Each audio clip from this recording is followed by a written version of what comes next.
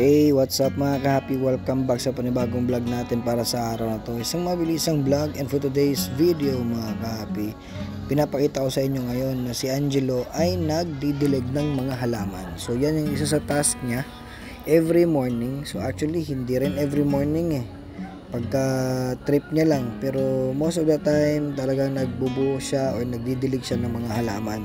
So pinapanatili namin ganyan para kuan ka na makatuon siya, matuto siya sa mga gawain, para pag madako siya dili siya puro reklamo. So amo siyang padakon nga medyo ingon ana nay galisod-lisod kunuhay para dili sila mahimong walang alam pag natigulang sila. So parang kuan sila baka nang flexible sila sa kung ano mang kayang gawin pagka dumating sa punto na kailangan nilang maging responsable para sa mga sarili nila, hindi sila mahihirapan dahil sinanay na sila. And ngayon naman mag-harvest kami ng talong.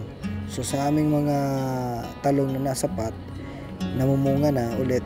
So ayan, nag-harvest kami para gawing ulam. So gusto nila na sila yung mag-harvest kaso di sila marunong, kaya ako yung naggugupit, sila yung tagahawak, tapos ipapakita nila sa nanay nila. So isa din yun sa mga itinuturo namin sa kanila, yung pagtatanim para may anihin. So ganun din sa pag-aaral nila na kailangan nilang mag-aaral para bandang huli parang mayroong ding aanihin sa kung ano man yung itinanim nila, hindi ba? So yun yung tama at dapat natin gawin. Kung ano man yung naging mali natin, itama natin para sa mga bata. So ayan na, at pinapakita na nila kung ano yung kanilang mga na-harvest. Gagawin nga pala namin dyan mga ka-happy ay yung tortang talong, yung bang talong na may itlog.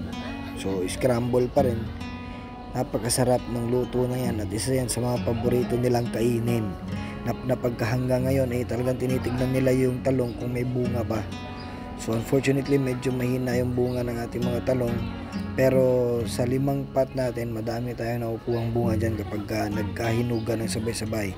So eto na, hanggang dito lang muna yung video. Tingnan nyo kung ilang piraso yung na-harvest nila. So ayan na, hanggang dito na lang muna mga kapi. Sa mga may gusto ng video, paki-follow, like po, and subscribe na lang po.